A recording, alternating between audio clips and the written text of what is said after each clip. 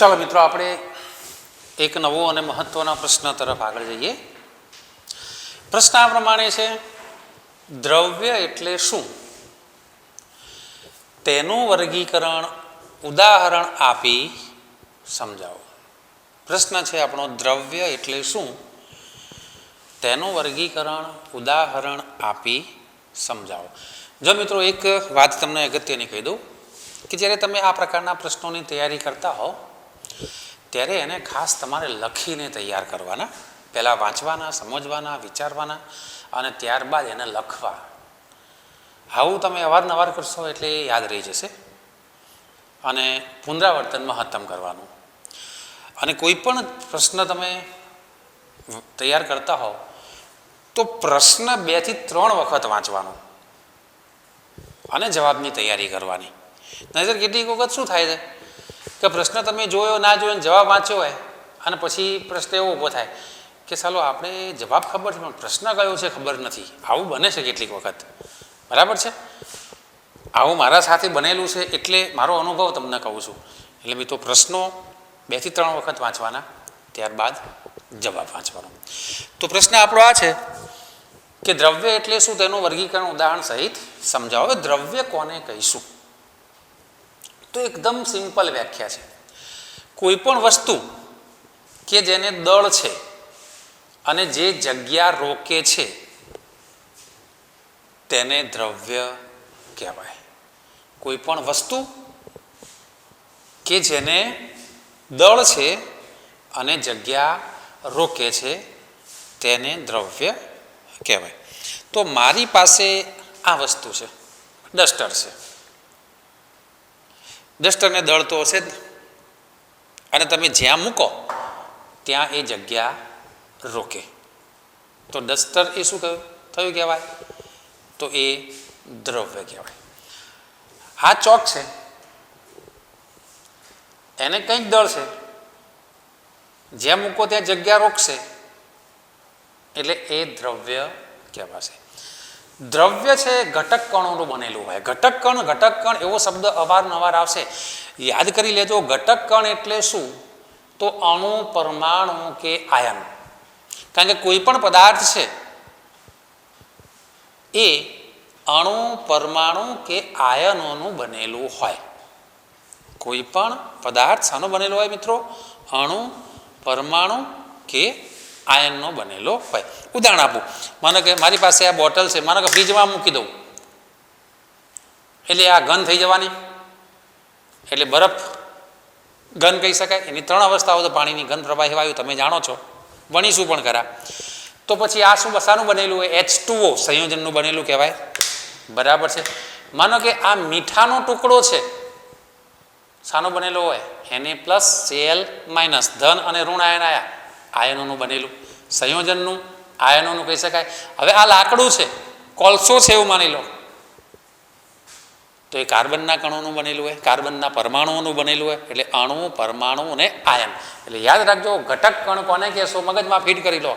ઘટક કણ શબ્દ આવે એટલે તમારા મગજમાં લાઈટ થવી જોઈએ, અણુ, પરમાણુ કે આયન. તો કોઈ પણ દ્રવ્ય શાનું બનેલું હોય? ઘટક કણનું બનેલું હોય, બરાબર છે? આ ચોક છે તો આ ચોક પણ ઘટક કણોનો જ બનેલો છે. કદાચ તમારા કેમેરામાં અહીંયા દેખાય તો તમને, જો અહીંયા હું આ કરું છું તો તમે જોઈ શકો છો. આ નખ મારું છું તો જ્યાં નાના પાર્ટિકલ્સ તમને દેખાતા હશે, તો એ નાના પાર્ટિકલ્સ એ શું છે? તો એ આ ચોકના ઘટક કણો છે. તો મિત્રો, વ્યાખ્યા ક્લિયર? શું વ્યાખ્યા થઈ? કોઈ પણ વસ્તુ કે જેને દળ છે, જગ્યા રોકે, એને દ્રવ્ય કહેવાય. અને દ્રવ્ય એ ઘટક કણોનો બનેલો હોય. ઘટક કણો એટલે શું? અણુ, પરમાણુ કે આયન. ચલો, હવે દ્રવ્યનું વર્ગીકરણની વાત કરીએ તો મેં અહીંયા વર્ગીકરણ બોર્ડમાં અડધું કરેલું છે, લખ્યું છે અડધું, પેલાનું બાકી છે, એ નેક્સ્ટ ટાઈમમાં. દ્રવ્ય તો એનું વર્ગીકરણ 2 રીતે થાય. કઈ 2 રીતે? ભૌતિક અવસ્થાના આધારે અને બીજું છે રાસાયણિક લાક્ષણિકતાના આધારે. તો દ્રવ્યનું વર્ગીકરણ 2 રીતે. કયું? ભૌતિક અવસ્થાના આધારે, રાસાયણિક લાક્ષણિકતાના આધારે. હવે ભૌતિક અવસ્થાના આધારે પાછું વર્ગીકરણ, તો એ વર્ગીકરણ અહીંયા મેં 5 રીતે કરેલું છે. ભૌતિક અવસ્થાના આધારે વર્ગીકરણ મેં અહીંયા 5 રીતે કર્યું છે. ઘન, પ્રવાહી, વાયુ.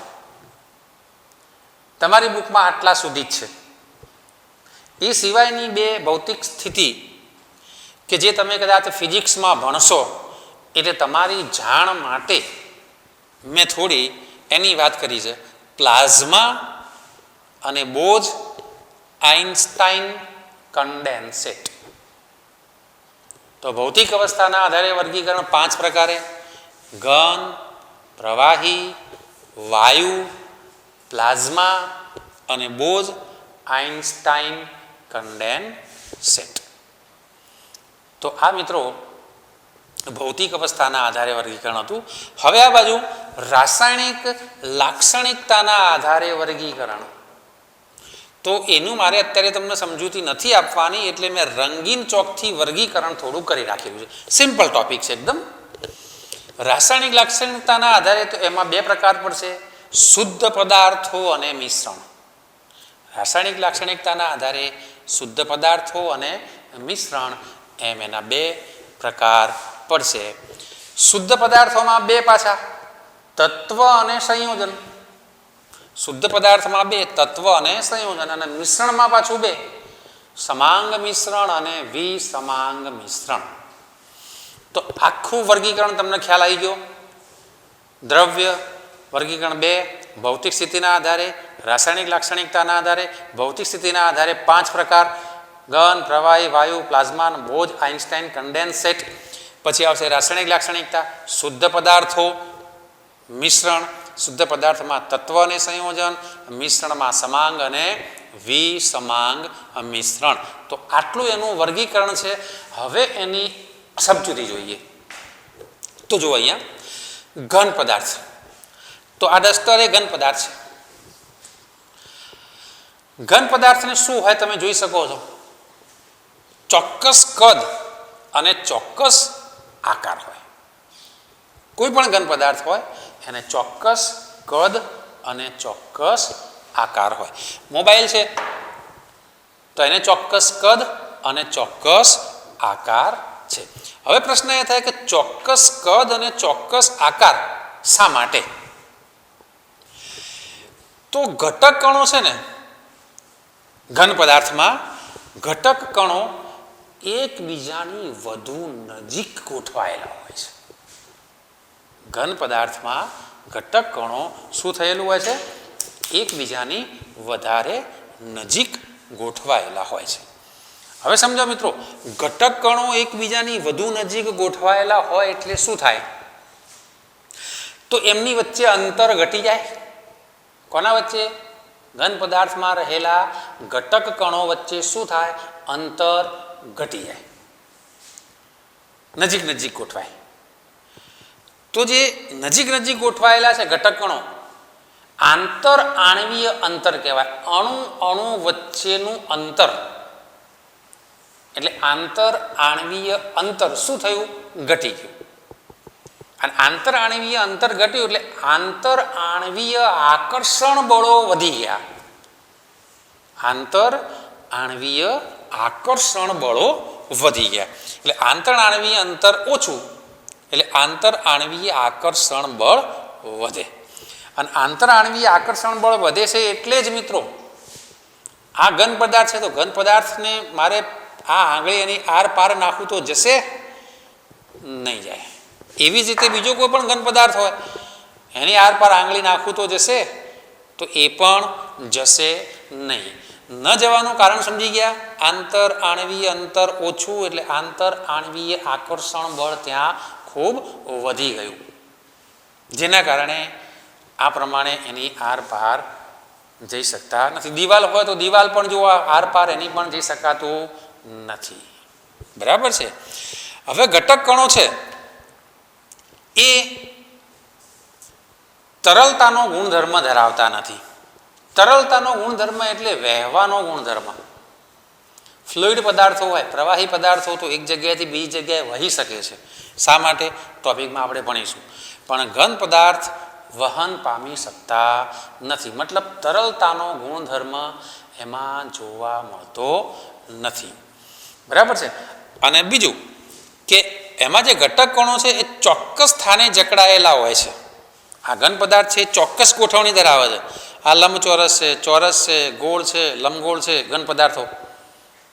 તો એનું કારણ એમાં ઘટક કણો છે એ ચોક્કસ સ્થાને ગોઠવાયેલા હોય છે. અને ચોક્કસ સ્થાને ગોઠવાયેલા હોવાના કારણે એ વહન પામવાનો ગુણધર્મ ધરાવતા નથી. અને મિત્રો આ કુદરતે સારું કર્યું છે કે ઘન પદાર્થો વહી શકતા નથી. જો ઘન પદાર્થો વહન પામી શકતા હોય તો શું થાય? તો તમે સમજી શકો છો કે આ દિવાલ ખસીને આ બાજુ આવતી રહે, આ દિવાલ ખસીને આ બાજુ આવતી રહે, આ જે છત છે આમ થઈ જાય, બધું રમણ ભમણ થઈ જાય. આપણી બોડીની અંદર પણ તમે જોઈ શકો છો ઓર્ગેન્સ બધા ઘન છે અને યોગ્ય સ્થાને ગોઠવાયેલા તો કુદરતે આપેલા છે ગોઠવી. અને જો એ આ પ્રમાણે તરલતાનો ગુણધર્મ ધરાવતા હોત તો બોડીમાં નાક કોઈ જગ્યાએ ફિટ થઈ જાય, આંખો કોઈ જગ્યાએ ફિટ થઈ જાય, હાથ કોઈ જગ્યાએ ફિટ થઈ જાય, બેડોળ ચહેરો બની જાય મિત્રો. એટલે એ પણ એક કુદરતે વિચારીને ભરેલું પગલું છે. એટલે તરલતાનો ગુણધર્મ જોવા મળતો નથી, એટલે કે વહન પામી શકતા નથી. આ ઘન પદાર્થ છે એના ઉપર હું દબાણ આપું તો એ દબાશે? તો એ દબાણ આપવાથી એને દબાવી શકાતો નથી. એટલે કયો ગુણધર્મ કહેવાય? ઘન પદાર્થો અદબનીય હોય છે. દબાણ આપવાથી એ દબાણ સહન કરવાની ક્ષમતા ધરાવે છે. ઘન પદાર્થના ઉદાહરણ શું હોઈ શકે? ઘન પદાર્થના ઉદાહરણ શું હોઈ શકે? તો ઘન પદાર્થ આપણે જે પર્યાવરણમાં ઘન પદાર્થ દેખાતા હોય બધા, એ સિવાય આપણે રસાયણ વિજ્ઞાનની ભાષામાં આપણે કહીએ તો કે ભાઈ આવર્ત કોષ્ટક છે, આવર્ત કોષ્ટકમાં લગભગ 80 જેટલી ધાતુઓ છે. પારો છે પ્રવાહી છે અને આપણે એક અપવાદ ગણીએ તો એ સિવાયની બધી ધાતુઓ છે એ કઠણ ધાતુઓ છે. કેટલીક સોફ્ટ પણ છે, એ સોફ્ટની વાત આપણે પછી કરીશું. એ આયર્ન છે એટલે કે લોખંડ, કોપર, સિલ્વર, ગોલ્ડ, મીઠું, મીઠાનો સ્ફટિક આપણે ભલે ઘરમાં દળેલું મીઠું વાપરતા હોઈએ પણ એ મૂળ તો સ્ફટિકમાંથી જ આવે છે. સ્ફટિકને દળણી કરવામાં આવતું હોય છે. પછી sodium hydroxide, caustic soda, KOH, caustic potash. તો આટલી વાત મિત્રો હતી કોની? ઘન પદાર્થોની. તો ચલો આટલું નક્કી. ચોક્કસ કદ, ચોક્કસ આકાર, ઘટક કોણ એકબીજાની નજીક, આંતરાણવીય અંતર ઓછું, આંતરાણવીય આકર્ષણ બળ વધુ, તરલતાનો ગુણધર્મ જોવા મળે નહીં કારણ કે ઘટક કણો એક ચોક્કસ સ્થાને જકડાયેલા રહે છે, નિશ્ચિત આકાર ધરાવે, અદબનીય, આ બધી વાત ઘનમાં. હવે વાત કરીએ આપણે પ્રવાહીની. તો પ્રવાહીમાં ચોક્કસ કદ હોય પણ એનો ચોક્કસ આકાર ના હોય. માનો કે મિત્રો મારી પાસે આ 1 લીટરની બોટલ છે, 1 લીટર સંપૂર્ણ ભરેલી છે એવું માની લો. થોડું ઓછું છે પણ સંપૂર્ણ ભરેલી છે. તો એનું કદ તો નિશ્ચિત થઈ ગયું ને કે 1 લીટર બરાબર છે. હાલ બોટલમાં પાણી ભરેલું છે તો બોટલ જેવો એનો આકાર છે. હવે આને એક ગોળ બીકરમાં નાખી દઈએ પાણી તો એનું કદ તો એટલું ને એટલું રહેવાનું, 1 લીટર જ. પણ બીકરમાં નાખ્યું તો બીકરનો જેવો આકાર છે એવું એ ધારણ કરી લેશે. બીકરનો આકાર કેવો? તો કે ગોળ હશે, ચોરસ હશે તો ગોળ કે ચોરસમાં એ ફેરવાઈ જાય. આ પાણી તપેલીમાં પણ નાખી શકાય, બરણીમાં પણ ભરી શકાય તો બરણી જેવો આકાર, તપેલી જેવો આકાર એ પ્રાપ્ત કરે. એટલે શું કહેવાય? નિશ્ચિત, એટલે કે ચોક્કસ કદ હોય, ચોક્કસ કદ હોય, ચોક્કસ આકાર હોતો નથી. જે પાત્રમાં ભરવામાં આવે એ પાત્ર જેવો આકાર ધારણ કરે છે. બીજું, પ્રવાહીમાં ઘટક કણો એકબીજાની નજીક હોય. પ્રવાહીમાં ઘટક કણો એકબીજાની નજીક હોય પણ ઘન પદાર્થ જેટલા નજીક હોતા નથી. યાદ રાખજો. કેમ? જો ઘન પદાર્થમાં નજીક છે, આંગળી નાખી તો જતી નથી.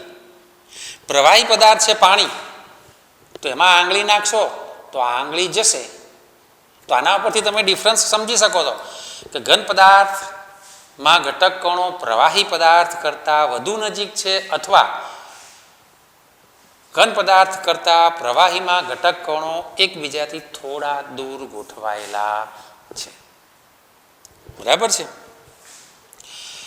હવે ઘટક કણો નજીક ગોઠવાયેલા છે. હવે આ ઘટક કણો અહીંયા આપણે વાત કરી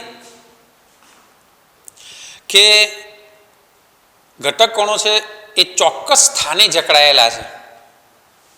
ચોક્કસ સ્થાને જકડાયેલા હોવાના કારણે એ નિશ્ચિત આકાર ધરાવે છે. અહીંયા ઘટક કણો છે ચોક્કસ સ્થાને જકડાયેલા નથી.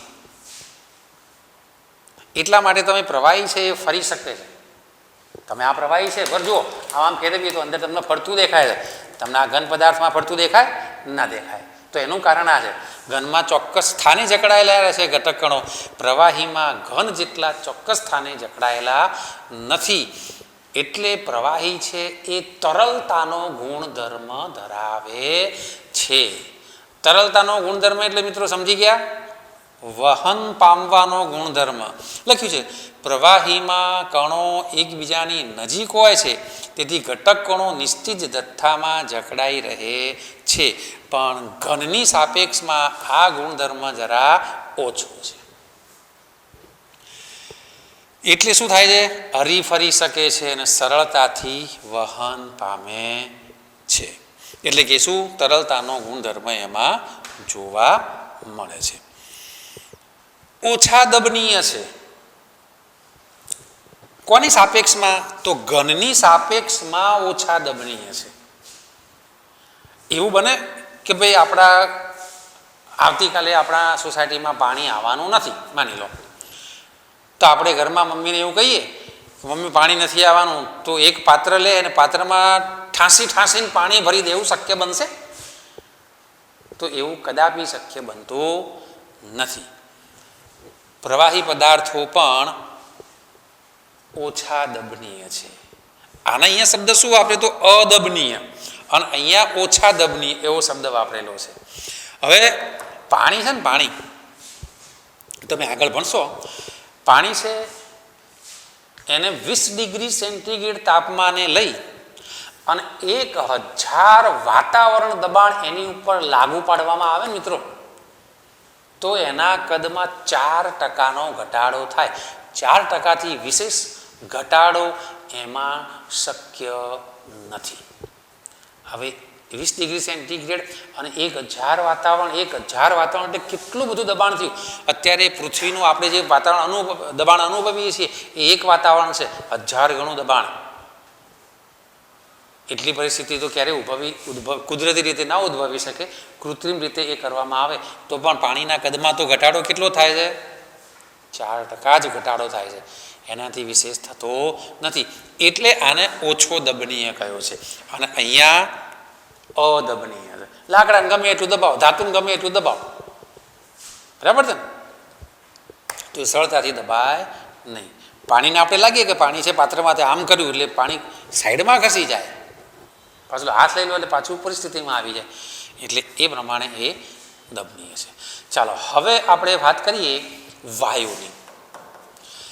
તો વાયુમાં ચોક્કસ કદ કે ચોક્કસ આકાર હોય નહીં.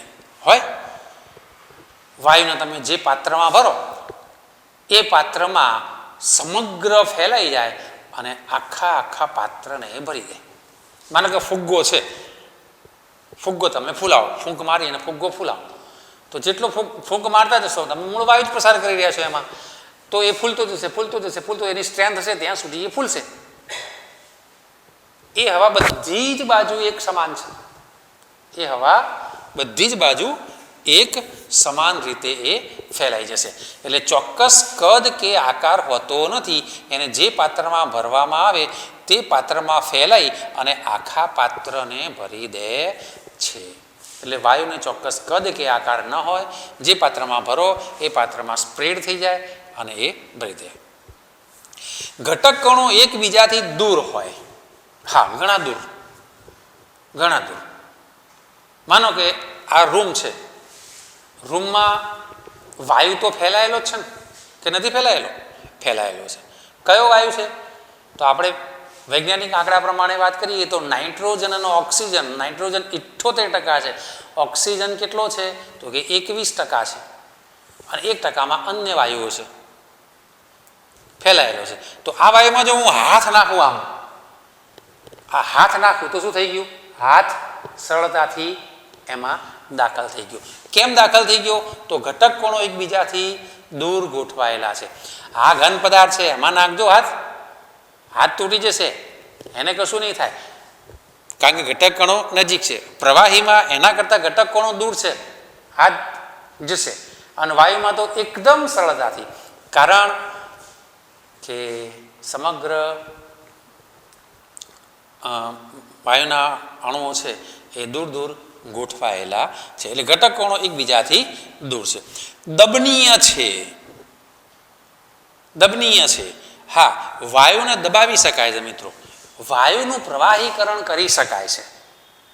એ આપણે વાયુઓ ચેપ્ટર આવશે એમાં ડીપમાં અભ્યાસ કરવાનો જ છે, છતાં હું તમને અહીંયા થોડી માહિતી આપી દઉં. વાયુને કેવી રીતે દબાવી શકાય, વાયુનું પ્રવાહીકરણ થઈ શકે, પ્રવાહીને ઘનમાં ફેરવી શકાય, તો ત્યાં બે પરિબળો કામ કરશે. કયા કયા બે પરિબળો? તાપમાન અને દબાણ. પહેલાં તાપમાન તમારે ઘટાડવું પડે વાયુનું, અને ઘટાડ્યા પછી એની ઉપર દબાણ આપવું પડે, ત્યારે એ વાયુ દબાવી શકાય છે. બરાબર છે? તો આ દબનીય છે. સરળતાથી વહન પામે, વાયુને વહન પામવા માટે કોઈ એને અવરોધ છે જ નહીં, એ સરળતાથી વહન પામી શકે છે. ફોર એક્ઝામ્પલ, હું અહીંયા એક અગરબત્તી સળગાવી દઉં આ ખૂણામાં, થોડી વાર પછી સામેના ખૂણામાં એની સુવાસ ફેલાશે. અહીંયા માનો કે પરફ્યુમની બોટલ છે, ખુલ્લી કરીને મૂકી દઈએ તો થોડી વાર એ સમગ્ર રૂમમાં એની સુવાસ ફેલાઈ જશે. તો શું થયું કહેવાય? સરળતાથી એનું વહન પામ્યું કહેવાય. ઉદાહરણ શું છે એની? હવા. હવે થોડી આગળ વાત કરીએ પ્લાઝમા. પ્લાઝમા એ આયનીકૃત વાયુ છે. પ્લાઝમા એ શું છે એની વિશેષ વાત નહીં કરું, ફિઝિક્સમાં એમને સાહેબ તમને સારી રીતે શીખવાડશે. આયનીકૃત વાયુ છે. શામાં જોવા મળે? તો કે જુદી જુદી જ્યોતમાં, અને જે તારા છે સ્ટાર, એમાં આ પ્રકારની પ્લાઝમા પરિસ્થિતિ જોવા મળતી હોય છે. ત્યાર પછી બોઝ આઇન્સ્ટાઇન કન્ડેન્સેટ, તો એ પણ વાયુમાં જોવા મળે છે.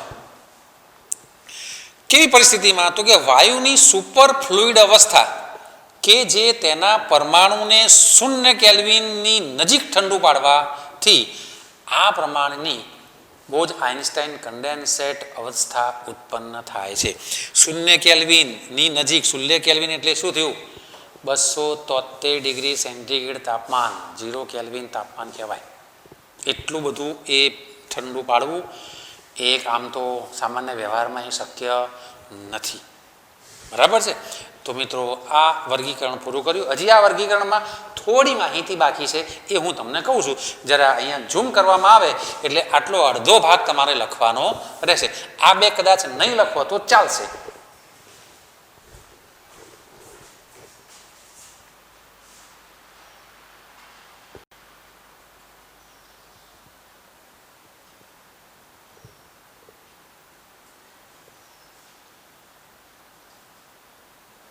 ચલો મિત્રો, હવે આપણે આ જ ટોપિકની થોડી વાત, બોઝ આઇન્સ્ટાઇન કન્ડેન્સેટ આપણે પૂરું કર્યું, એના પછી તમારે આ પણ લખવાનું રહેશે, આટલો મુદ્દો. બરાબર છે? જો શું કહે છે કે દ્રવ્યની આપણે 3 અવસ્થા, ઘન, પ્રવાહી, વાયુ શીખ્યા. તો આ ત્રણેય અવસ્થા ઉપર તાપમાન અને દબાણની અસર વર્તાય છે. તાપમાન અને દબાણ જેવા પરિબળો એમાં ફેરફાર કરવામાં આવે તો આ ત્રણેય અવસ્થાઓમાં ફેરફાર થઈ શકે છે, એકબીજામાં પરિવર્તન પામી શકે છે. જો શું થાય સમજી શકો છો કે ઘન છે, માનો કે બરફ છે, બરાબર છે, તો એને તમે ગરમ કરો એનું પ્રવાહી બનવાનું, પાણી બનવાનું, તો શું થયું કહેવાય? તાપમાન તમે વધાર્યું.